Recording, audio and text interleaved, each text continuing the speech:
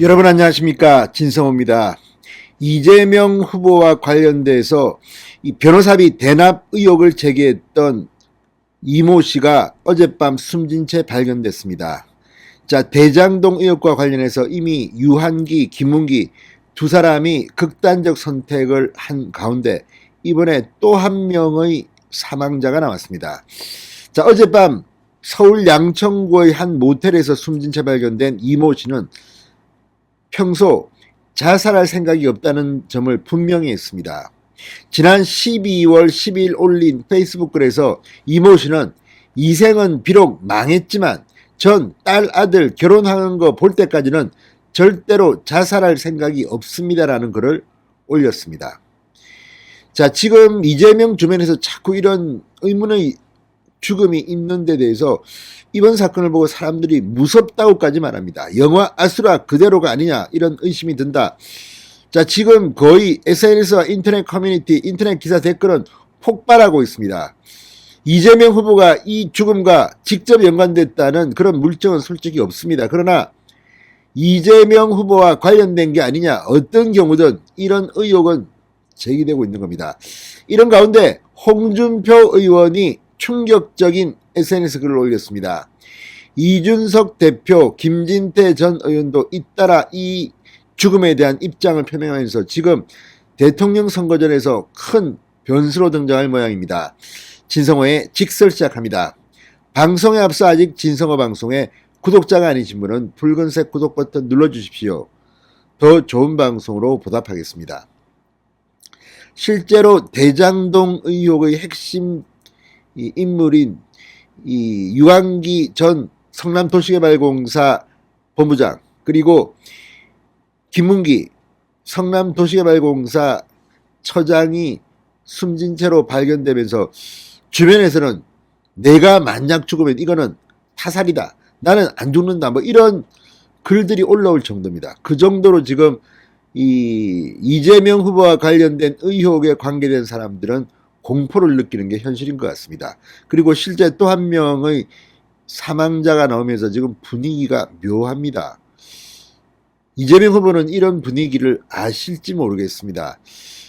정말 영화 아수라에서 누굽니까? 배우가 했던 그 대사가 지금 생각날 정도입니다. 자, 어쨌든 이걸 보면 황정민의 대사가 생각날 만큼 지금 이재명이 오버랩 된다는 사람들이 많습니다.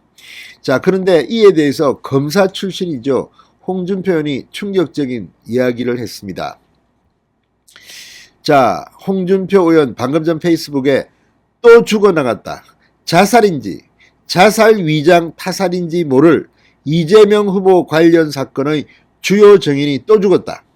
우연치고는 참 기이한 우연의 연속.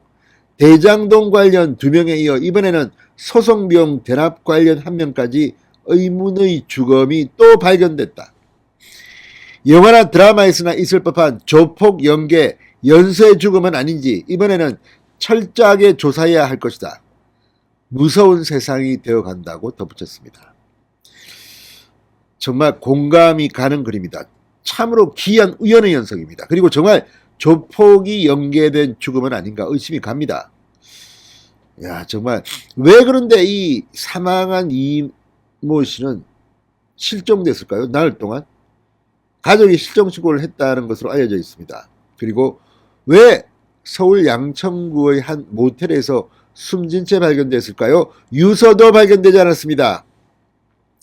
자, 변호사비 대납 의혹 녹취록을 처음 폭로했던 사람입니다. 지금 경찰은 이시 시신에서 사인을 추정할 만한 단서가 발견되지 않아 부검을 하는 한편 인근 CCTV 등을 분석할 예정입니다. 정말 충격적입니다. 자, 이 씨는 2018년 이재명 후보의 공직선거법 위반 사건을 맡았던 이모 변호사가 수임료 명목으로 현금 3억 원과 상장사 주식 20억 원어치를 받았다며 녹취록을 한 시민단체에 제보했던 그런 인물입니다. 그런데 왜 갑자기 이런 일이 벌어졌을까요? 아들, 딸 결혼할 때까지는 절대 자살 안 한다고 했던 사람입니다. 자, 지금 홍준표 의원 외에도 많은 사람들이 분노하고 의문을 제기하고 있습니다. 이준석 국민의힘 대표는 이렇게 썼습니다. 페이스북에 이재명 후보가 이분에 대해서는 어떤 말씀을 하실지 기대도 안 한다. 지켜보고 분노합시다. 이렇게 썼습니다. 김진태 국민의힘 이재명 비리검정 특위장도 페이스북에 이재명 후보 변호사비 대납을 제보했던 이병철 이모 씨가 숨진 채 발견됐다. 나하고도 몇 번 통화했었는데 이분은 제보자라 자살할 이유가 없다. 변호사비 대납 관련 녹취록 3개에 다 등장하는 유일한 인물이라고 말했습니다. 이번에는 죽음으로 내몰았다고 하지 말자. 사인 불명이다. 타살 혐의가 짙기 때문이다. 이거 어디 무서워서 일하겠나라고 목소리를 높였습니다. 자, 지금 서울 양천경찰서가 사망 경위를 조사하고 있습니다. 사망 경위가 알려지면 또 다른 폭풍이 일 것 같습니다. 진성호의 직설이었습니다. 여러분 감사합니다.